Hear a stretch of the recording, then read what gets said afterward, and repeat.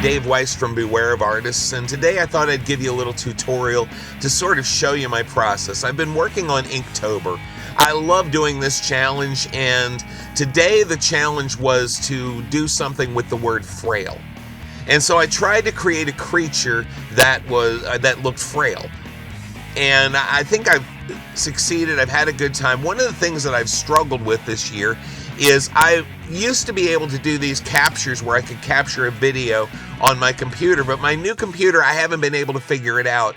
So basically I went back to my old workhorse iMac that I have in my basement, and I decided to just record it on there. And so hopefully you're going to get out of this a little bit what I do. I like to work in what I call radical symmetry. And the idea behind that is very simple. I do half the character, I draw it, it ends up something like this. Now I tend to work in pencil, and then I take that pencil and ink it using, oddly enough, Sharpies.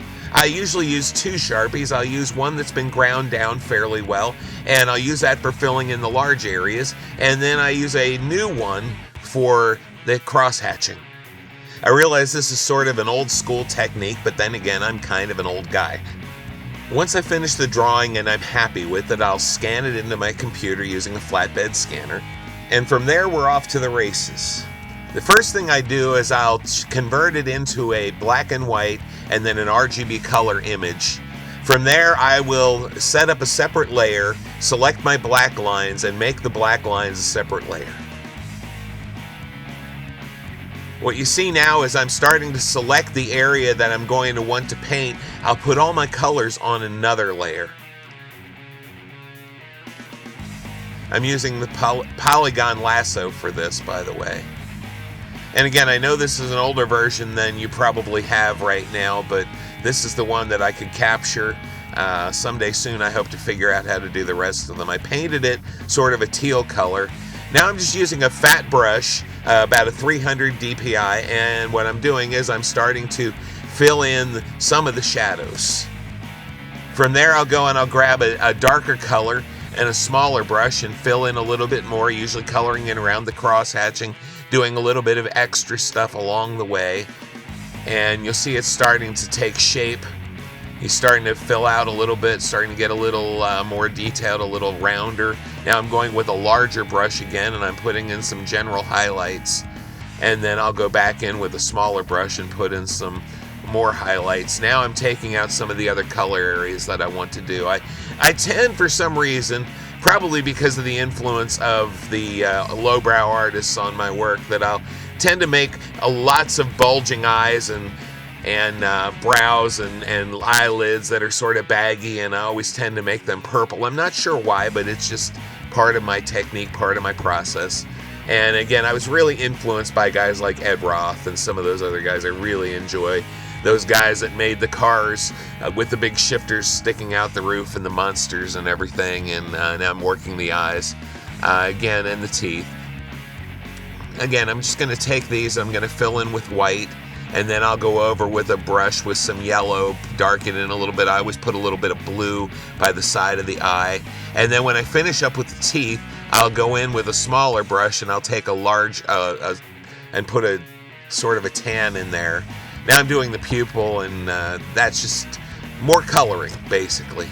Now we're zooming in a little bit because I always like to make the little bloodshot eyes, I like to make them red. So I'm just selecting those lines on my line layer, painting them red.